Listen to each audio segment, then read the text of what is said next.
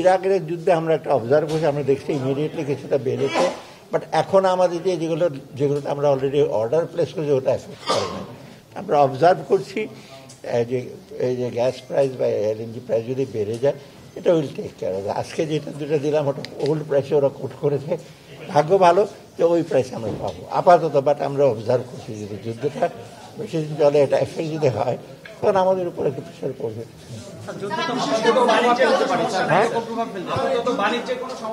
না না না না,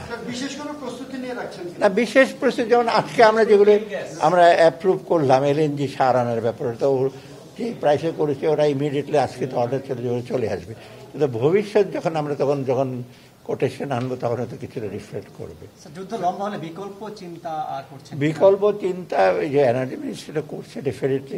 আমরা তো এলএনজির উপর ডিপেন্ড করি বেশি, এবং ইভেন শুধু যুদ্ধ তো শুধু এনার্জি প্রাইস না, আমার সার যেগুলো আসবে, আপনি জানেন বেশিরভাগ জাহাজ আসে কোন দিক থেকে, যে হরমুজ প্রণালী দিয়ে আসে, সেটা এফেক্ট করতে পারে।